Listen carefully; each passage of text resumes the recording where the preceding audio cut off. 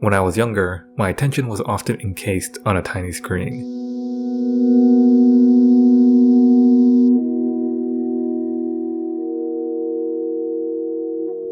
I could have any amount of worlds shown through the tides of simulcast. I was satisfied by the myriad fantasy available. But being younger is growing older. It wasn't enough that I watched as much anime as I could. Gradually, community came to my attention. Reviews, analysis, fan art, cosplay, AMVs. There were so many things beyond the anime. But being older is growing still, and along with watching anime, enjoying the passion pouring through the community, there was an avenue I neglected, one that had always been available, but I never dug into. Perhaps it is the truest form of the anime beyond the anime.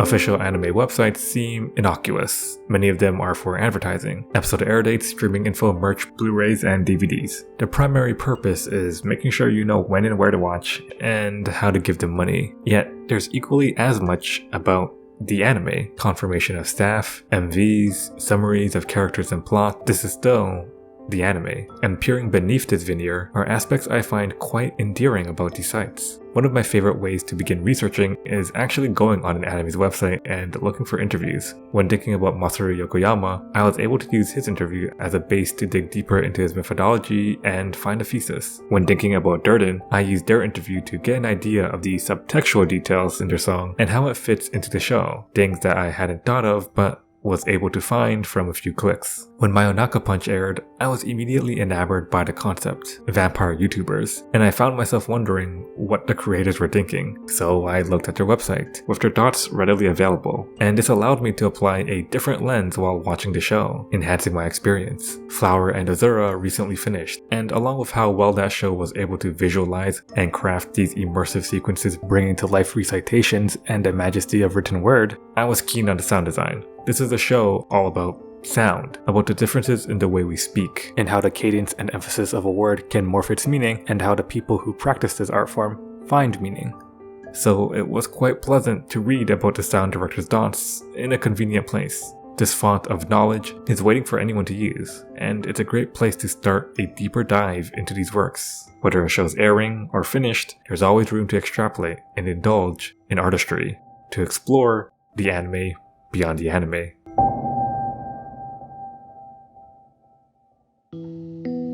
The shelf life of an average show is 4 months. The falling of leaves, the melting of snow, the drown of cicadas, the tide of time and arrow. But frozen in time are the vestiges of the show found through complementary materials on these websites. I often visited Buddy Daddy's website after each episode. Past the staff interviews giving insight into how the writers used their experience raising children was a diary. Each week added new entries, summarizing the episode in the voice and style of Miri. Then there were sticky notes alternating colors between Kazuki and Rei, creating a dialogue ranging from funny quips relating to the episode and sincerity. The most impactful of these notes is the last one in pink, penned by Miri as she thanks the family she's found. These characters exist on the screen, but here the characters are characterized beyond the script, where engaging with the art is breaking its form and having fun moments reimagining and adding additional context. It's heartwarming to see how far this found family has grown, and being able to hold onto that warmth for longer than its air date makes it more special. It keeps me wanting to keep thinking about the show and to keep the anime beyond the anime. When Magical Destroyers aired, one of the main things that caught my eye exploring its website was these extra materials provided for MADs. Instead of just promotional images, they gave scenes from the show. The insistence of creating MADs, particularly for Magical Destroyers, made a lot of sense. The show, by all means, focused on style, and reading the interviews behind how the show was created gave insight into the intended experience. The show wanting to be this flurry of coolness with zany and eye-catching scenes, and the official website mirroring that with its additional material designed for creating exciting music videos fits way too well. Maki Ine very infamously has a calorie counter for Anna that updated each week to poke fun of how much she eats, with a legend at the bottom tallying details like how much of those calories were carbohydrates. They even have a dedicated page for reviewing tap water because of Nukamizu's love of tap water. But the one that gets me is the end of broadcast page, where users submitted messages to be displayed, an interactive way to show their love for the show and be cemented in history with other fans. This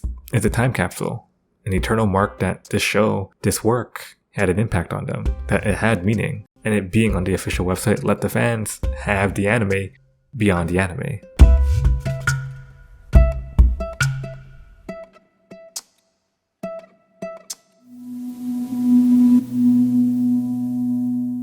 Past the potential to further explore these worlds, to let breathe the characters in a more contained setting, to live with these stories after the snapshots of daily life scribbled onto chalkboards, caught onto the memories of school, scrolling through the gentle rose-tinted lives they led splattered onto the screen. War has never looked so colorful and vibrant, with neon-tinted splatters of blood and eccentricities bursting with personality, torn pages of a notebook laid gently in place. The simplicity, a reflection, an emphasis, a declaration of atmosphere and understanding of the lives to be seen within the dungeon.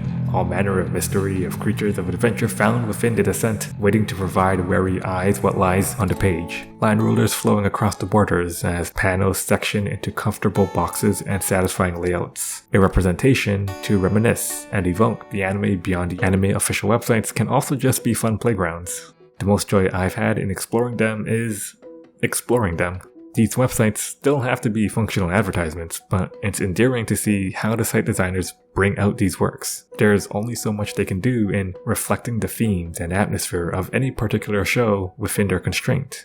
But designing something that fits the aesthetic and reflects the story is an art form. It's an experience of these stories, not directly about the show, yet still immersive in its own way. It's cool that Otaku Alf's website is modeled after Japanese shrines, where you pick up fortunes, since that's the central setting and has great importance to the show. When wanting to change sections, you're constantly pulling omikuji and participating in that theme. It's cool that Sing Yesterday for Me's website has an aesthetic dominated by photography, where images are placed in frames to mimic photos, since that's vital to the main character. Exploring here is a window into his mindset and the ideology of why photos matter. It's cool that in Shadows House's website, you're constantly being followed by a dark mist that transitions between each page, and that idling on a page collects dust like we see in the show, giving you a variety of dust buddies. That constant shadow is a reminder that things aren't as they seem on the surface, something the characters grapple with as well.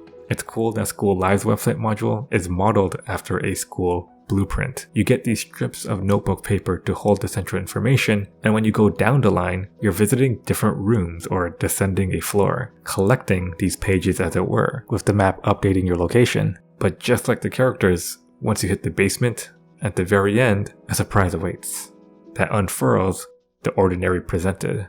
It'll never exactly mimic the experience of the show, but it doesn't need to.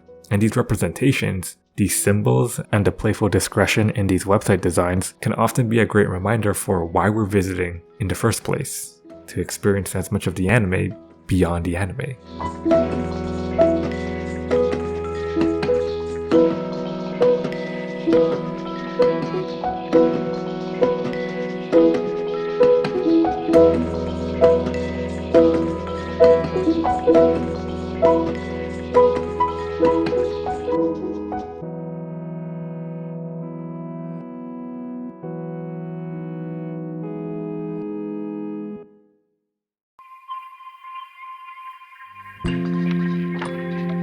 Experiencing a new show is great. It's a new story, new characters, a new world to be lost in. And for me, it's equally as fun to watch as it is to see what exists outside of them, into intervening space that isn't too far, that's comfortably within reach, that can hold so much more and bolster everything existing. It's the anime beyond the anime.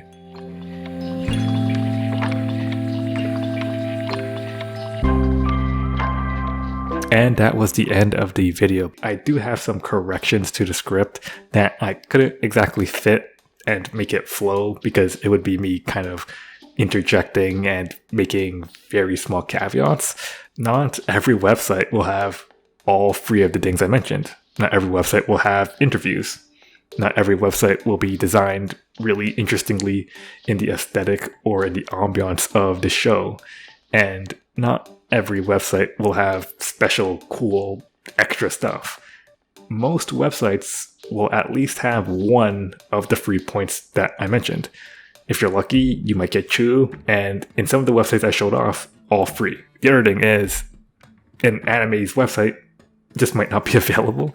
I looked at a lot of anime websites, shows that I've watched from past and present, and especially if you're looking at an older show, the website just might not be around because it takes money to maintain, especially if it shows like a decade or older. But I did use a lot of websites from older shows, so as you can see, it's not every case that a older show's website is shut down. And the last point I want to make is, while I did show off and say that using the interviews on these websites is a great resource, something that I do, if you're not proficient in reading Japanese, do be careful with the built-in machine translation or auto translation that some browsers have.